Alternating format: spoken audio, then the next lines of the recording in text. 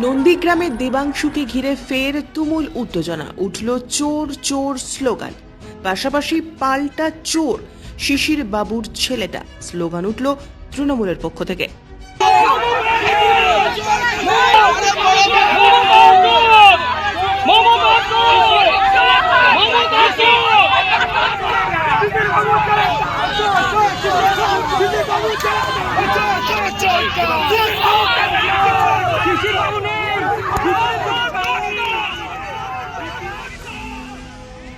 নন্দীগ্রামে দেবাংশুকে ঘিরে ফের তুমুল উত্তেজনা। চোর চোর দেবাংশুর পাশাপাশি পাল্টা চোর চোর চোরটা শিশির বাবুর ছেলেটা স্লোগান তৃণমূলের পক্ষ থেকে। বাইক থেকে দেবাংশুকে ধাক্কাও দেওয়া হয়েছে বলে অভিযোগ। তুমুল উত্তেজনা সামাল দিতে পুলিশ ব্যস্ত। এর মেন কারণ এটা হচ্ছে আমাদের এই যে জেলেমারা বুথ খুবই শান্তিপ্রিয় বুথ, যাকে বারবার বাপ্পায়িত গর্গ কেন এই যে প্রার্থী যে তৃণমূলের যে চোর প্রার্থী দেবাংশু ভট্টাচার্য ওনাকে নিয়ে এসে এই বুথে আবার অশান্তি ফেলানোর চেষ্টা করছে। এর বিরুদ্ধে গ্রামবাসীরা বিক্ষোভ দেখিয়ে ওনাকে চোর চোর স্লোগান দিয়ে দাঁড়াচ্ছে। নন্দীগ্রামে এক বিজেপির মণ্ডল সভাপতি ধনঞ্জয় ঘরা তিনি বলেন, দেবাংশু জনসম্পর্ক অভিযান করতে এসেছিলেন, তাকে চোর চোর দেবাংশু বলে উষ্ণ অভ্যর্থনা জানালো গ্রামবাসীরা। আর এর থেকে বড় আর কি বা হতে পারে।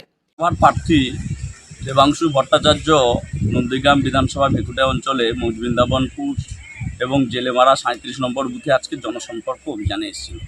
এখানকার সাধারণ মানুষ তাকে উষ্ণ অভ্যর্থনা দিয়ে চোর চোর বলে সম্বর্ধনা করলো, অভিনন্দন জানালো।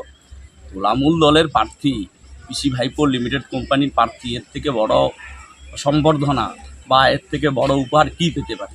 চারদিকে মানুষ দেখছি, 25,000 চাকরি, শিক্ষকরা চাকরি হারালো। এদের দুর্নীতির যে দায়, তার এর থেকে বড় উপহার কী হতে পারে?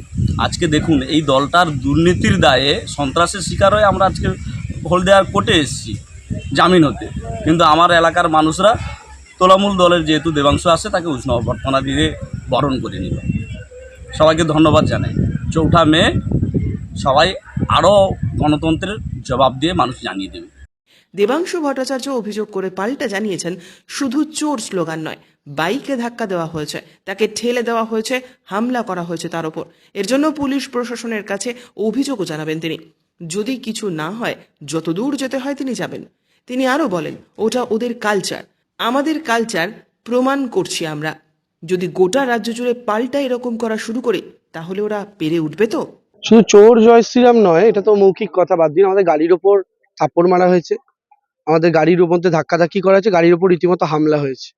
আমরা এটা নিয়ে প্রশাসনের দ্বারস্থ হবো। প্রশাসন যদি অ্যাকশন না নেয়, আমরা যতদূর যাওয়ার হয় ততদূর যাবো।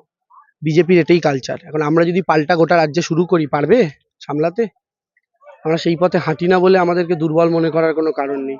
দেখা যাক কি অ্যাকশন নেওয়া যায়, আমরা পরবর্তীকালে সেই অ্যাকশন নিচ্ছি। ওরা স্লোগান দিচ্ছে, আপনি হাত জোড়ো করে ওদেরকে অভিনন্দন জানাচ্ছেন। হ্যাঁ, আমি প্রণাম করেছি ওদেরকে। আমি আমাদের তো এটাই কালচার, আমরা প্রণাম করব।